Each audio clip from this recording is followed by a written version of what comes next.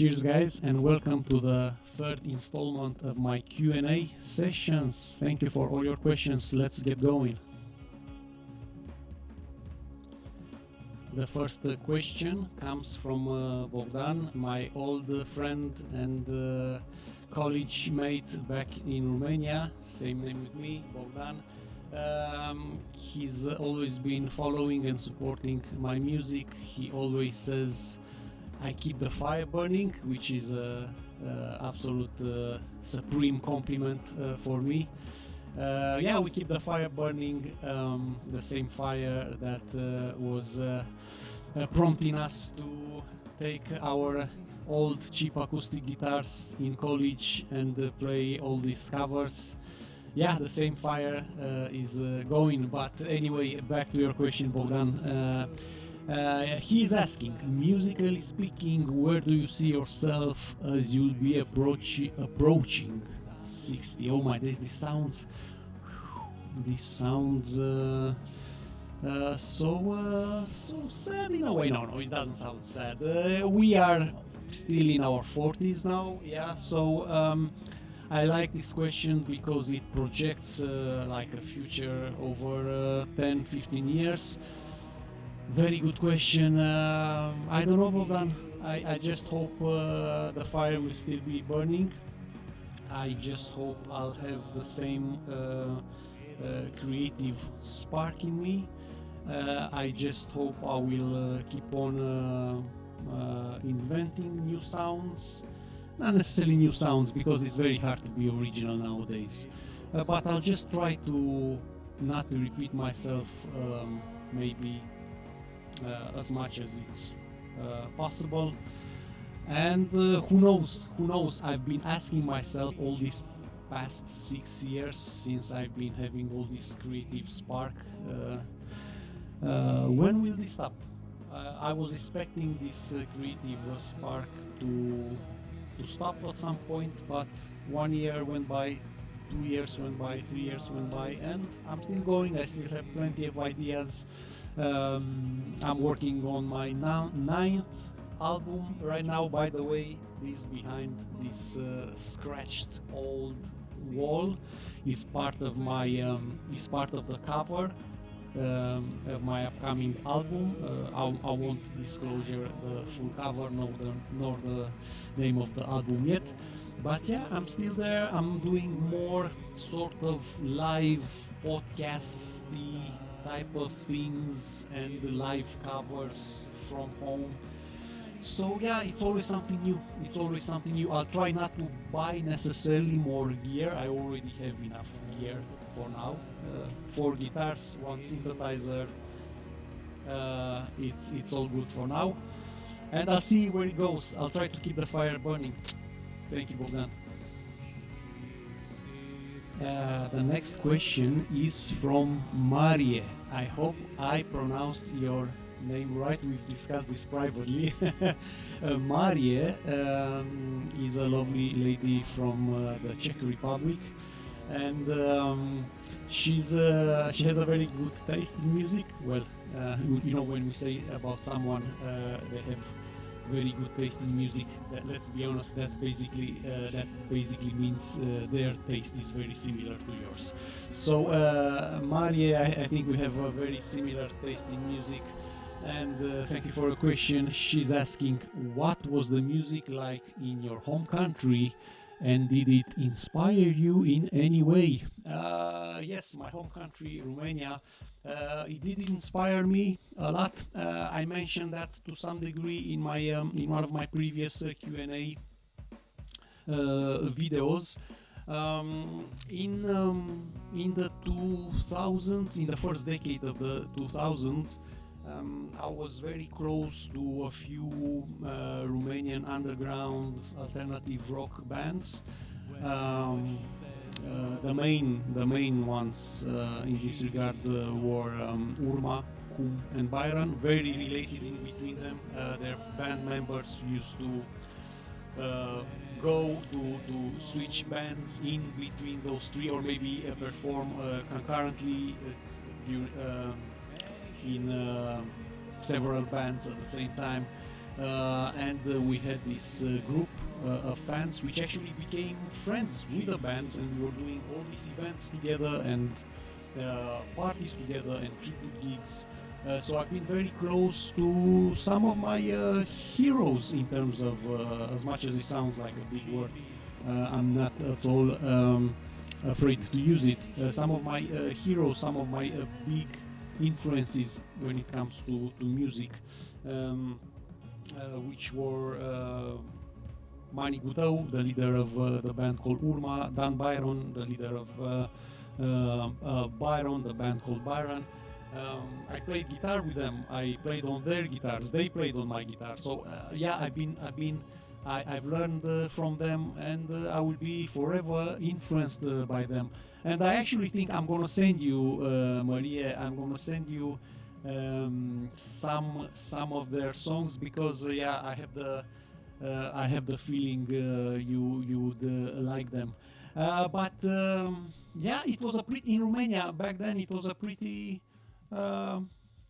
pretty cool underground, alternative, whatever label you wanna use here, scene.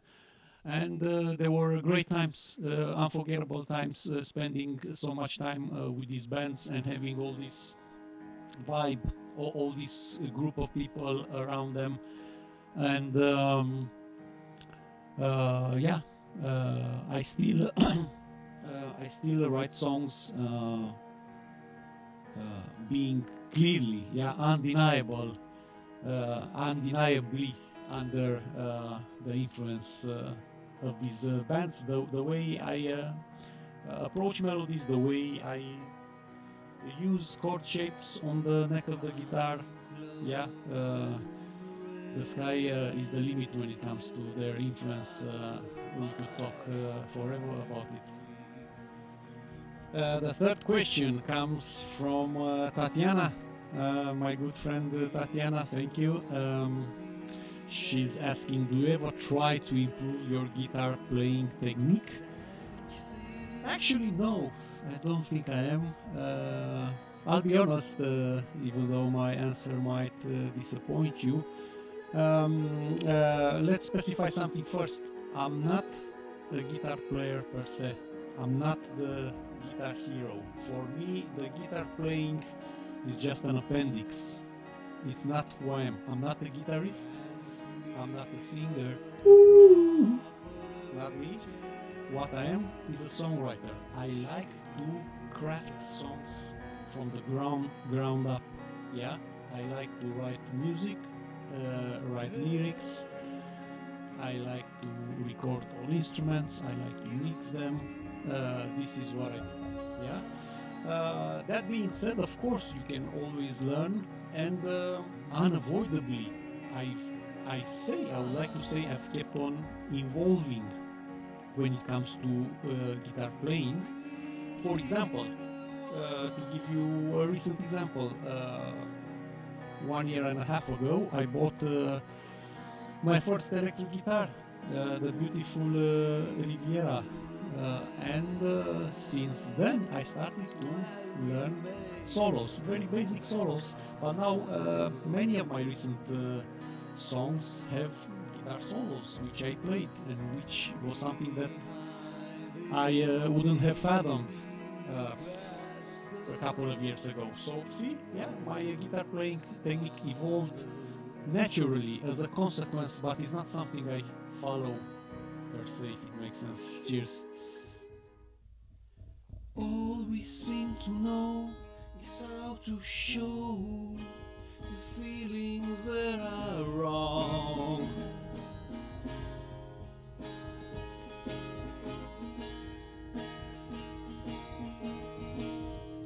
So don't go away, say what you say that you'll stay forever and a day in the time of my life.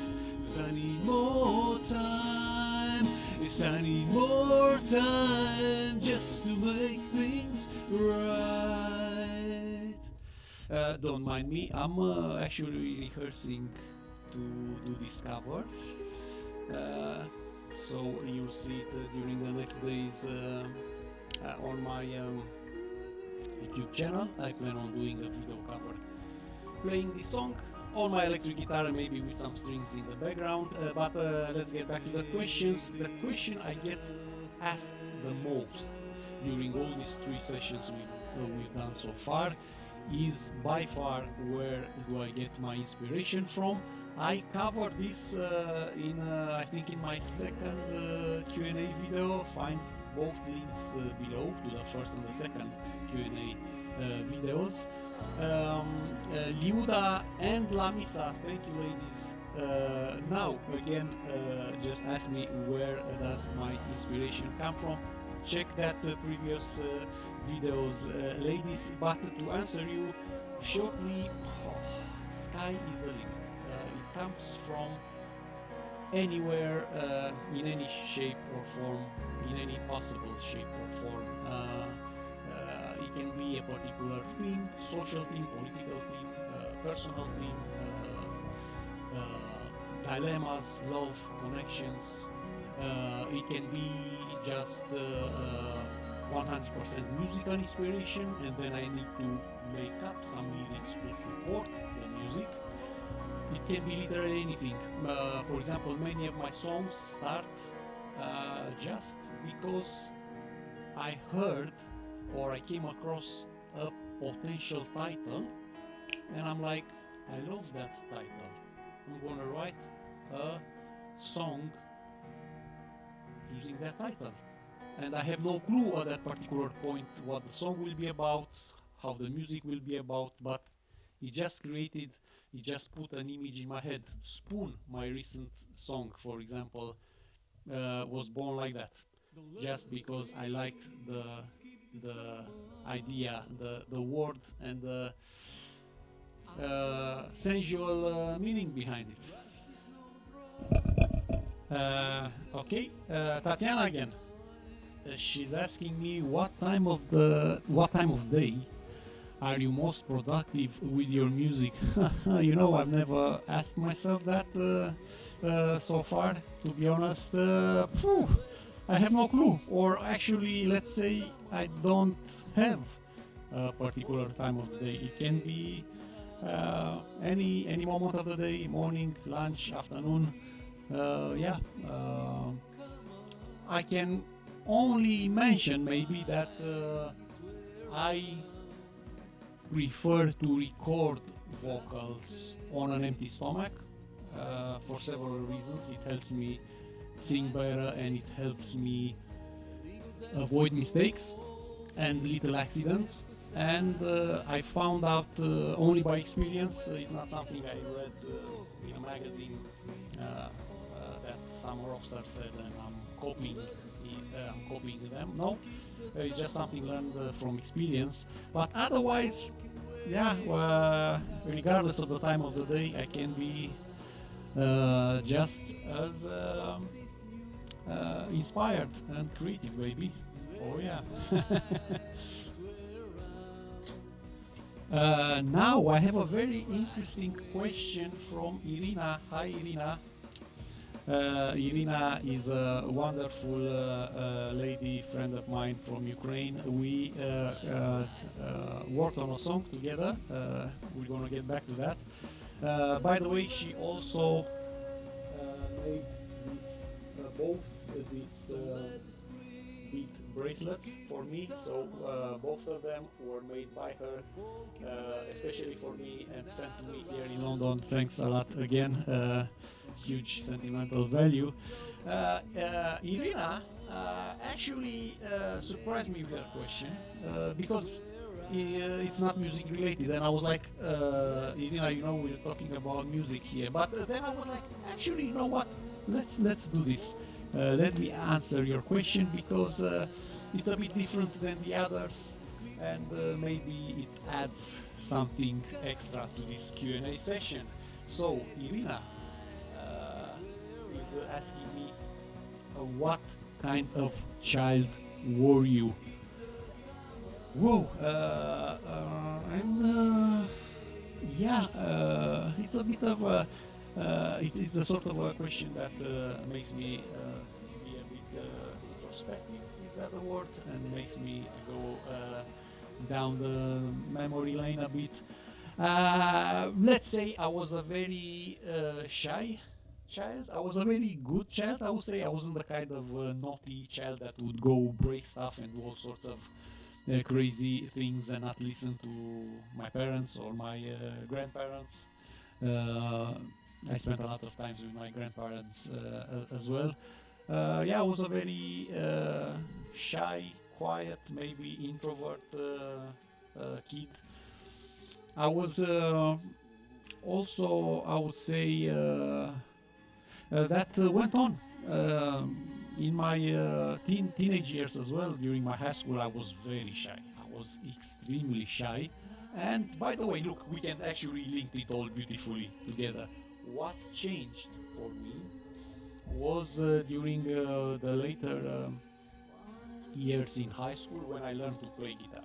That was magic, because not only that I learned to play guitar, even though it was a very basic level back then, I started to play in front of friends at parties, different social events, and that completely uh, took away my shyness, I would say. It worked like magic for me. So yeah, thank you very much, Irina. Okay, guys, next question comes from my colleague and my friend Nicoleta. She's asking, what is your songwriting process? What is your songwriting process like, and how would you describe your musical style to someone who has never heard your music? Let's start with the songwriting process. As I mentioned earlier, sometimes a song can be born from a title that pops up in my head. I hear a word, I hear a phrase, a combination of words, and in my head this sounds like a title, and I note it down somewhere, and I just promise to myself that I will write a song around that idea. Sometimes it can start as a theme, as a message I want to send across. But I would say in the vast majority of cases, it just starts with a chord progression. Usually it's on my guitar. I just take my guitar, I strum random chords, and then a melody pops up in my head, and then some lyrics come up. But as of late, I started to write songs on keyboards as well, which is, for me personally, it's a great achievement. And I mentioned my recent song Spoon earlier. Spoon is a song that I wrote and recorded without touching a guitar whatsoever. One of my very few songs like that so far. But everything when it came to Spoon was on the keyboards.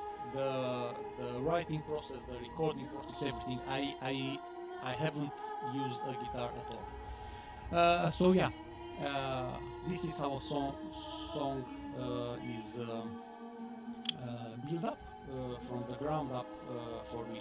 It's usually some chords, then some melody, then the lyrics. Getting back to the second part of your question, I think I touched on this in one of my previous sessions about my musical style. How would I describe it to someone who's not familiar with my music? I have no clue, and I don't even care that much, to be honest. Well, I don't care about the label. I always say, you the listeners, tell me the label. You put on a label on it. Is it alternative rock? Is it indie? I still don't know what indie is. Is it acoustic, underground, whatever? I don't even know the styles, the genres, and all that. I don't aim to create a particular style. I never do that. Well, I would say, since many of my songs revolve around guitars, revolve around drums, bass, and all that. You could say it's rock or alternative rock, but I could write all sorts of songs, pop songs. I don't know, Spoon maybe is a pop song. I don't care. I don't care about the label, but fair enough. If someone would ask me, and I would have to, of course, try to describe my music to them, maybe I will use a description and put it in more words, like I just did now, instead of just putting a label on it and saying it's a rock alternative. That would be too superficial for me. So I hope it makes sense. Now, Amy is asking, what is something you have not achieved musically that you hope to achieve? This made me think about a little. Strictly from a personal creative point of view, I'm not so sure I can come up with an answer. I have already written and recorded some songs which are very dear to me. If for some weird reason I would have to stop everything now and I wouldn't be able to write and record any songs from now on, I would still be pleased and happy with what I created, and it's something that will stay there forever. Otherwise, I'm still chasing the next great song, the next great album, and in my head I'm a rock star, and in my head I want to write the greatest song ever written. Why the fuck not? But in terms of what you would call maybe achievements, I said that before. I never chase being famous. I think it's absolutely impossible nowadays. How the music industry and social media and all that is made these days, it's impossible for many of us to break through. But yeah, maybe if possible, more recognitions, more viewers, more people touched by my music, more feedback. That will always be good. Otherwise, I just try to keep the fire burning, as I was telling Bogdan, and do what my soul craves doing, and touch more people, create more unforgettable songs. That's it. Thank you. Last question, and last question from Tatiana. Tatiana missed the other couple of Q&A sessions, and now she insisted to send me 3 questions, which I absolutely love. Thank you, Tatiana. She's asking, are you looking to collaborate with anyone in the near future, like someone who plays a different instrument? That would be great. Yeah, I'm absolutely open to that idea. I don't necessarily pursue it per se. I'm not actively chasing it, but yeah, that would be nice. During the recordings for my album called Tales of the Modern Era, I was in touch and I was in talks with a lady who plays saxophone, and we discussed about her doing a sax solo on one of my tracks. In the end, she didn't do it, she disappeared. Yeah, it can happen. But yeah, I'm always open to such collaborations of any sort. So far, I've had several people working with me, adding their input on some of my songs. I think my last 3 or 4 albums, I would say, have at least one song in which I have a little featuring with somebody else. And actually, that's a good moment. And since we're ending the video now, that's a good moment to mention all of them, all the people that kindly collaborated with me. So this is a big kudos to them, actually. So guys, here are the people I want to thank to for collaborating with me in the past, and I hope many of you will join me for the next albums, the next songs. Yeah, so the list is open, the invitation always stands. So thank you so much to Amy who recited. She's still too shy to sing, but hopefully she's gonna do it too. Amy, you hear that, yeah? Next up, you need to sing. Anyway, Amy recited on two songs of mine called Nearly There, and Amy was here. Sabrina, my friend from Canada, sang the last chorus on a song called As Long as We Have Time.